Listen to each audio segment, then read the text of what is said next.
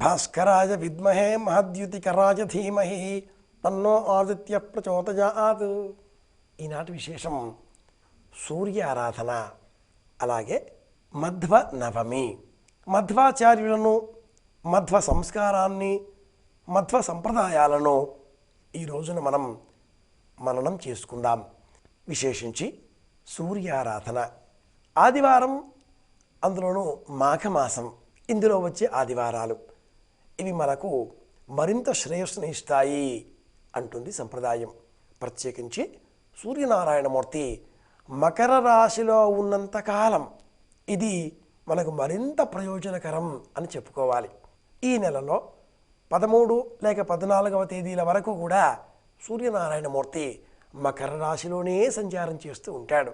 కుంభ సంక్రమణం వరకు మనం సూర్యనారాయణమూర్తిని మకర రాశిలో ఉన్నవాడిగా స్వీకరిస్తాం. కాబట్టి మకర సంక్రమణ పుణ్యకాలంలో దానం చేస్తే ఎంత ప్రయోజనం సిద్ధిస్తుందో అంతే ప్రయోజనం ఆదివారం నాడు దానం చేస్తే కూడా మనం ఆ ప్రయోజనాన్ని పొందవచ్చు అని మనకు సంప్రదాయం చెబుతుంది. కనుకనే మాఘ ఆదివారాలు, మాఘ స్నానాలు, మాఘ దానాలు, మాఘ నైవేద్యాలు, మాఘ వ్రతాలు, ఇలా అనేకం మాఘమాసంతో ముడిపడినవి మనకు సంప్రదాయం సూచించింది. ప్రత్యేకించి ఆరోగ్యం శారీరకంగా, మానసికంగా రెండు విధాలుగా మనం పెంపొందించుకోగలగాలి. ఆధివ్యాధి సమాయుక్త అంటారు పెద్దలు.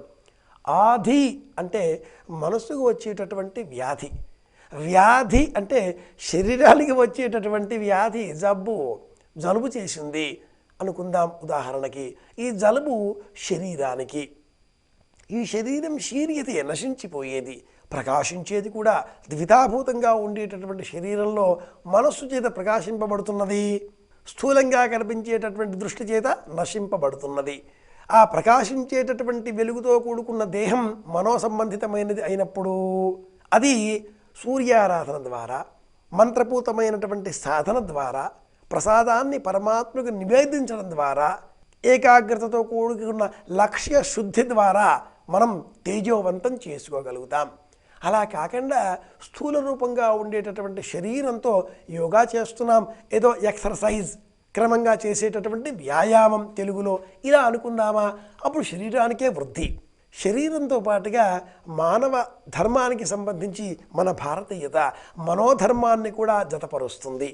ఆ మనోధర్మం జతపరిచే లక్షణమే దైవం.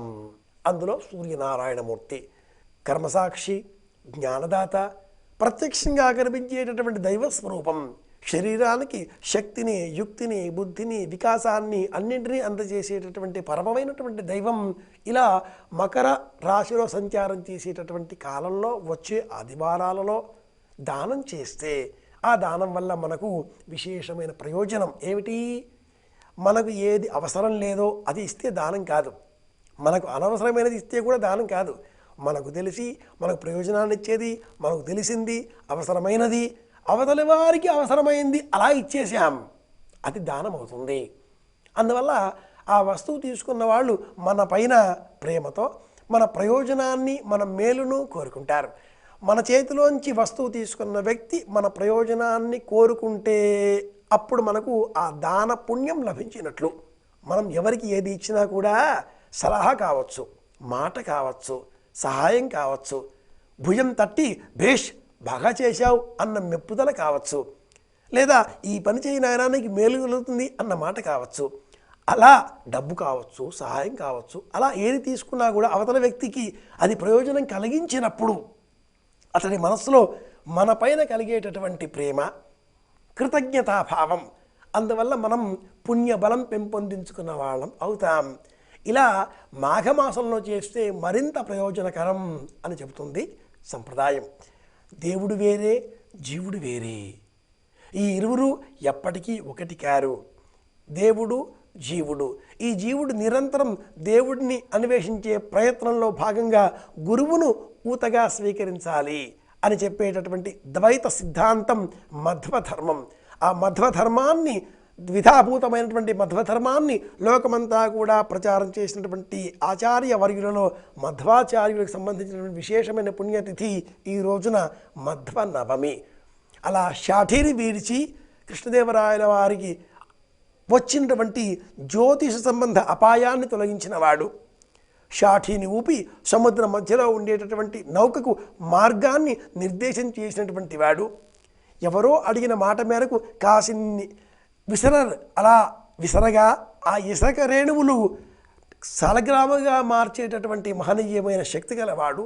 నవవిధ క్షేత్రాలలో విగ్రహ ప్రతిష్టాపనలు చేసి ఆంజనేయ స్వామి వారి భక్తిని ఇలా సుప్రతిష్ఠితం చేసినటువంటి వాడు ఆయన మధ్వాచార్యుల రోజు ఈరోజు మధ్వ నవమి.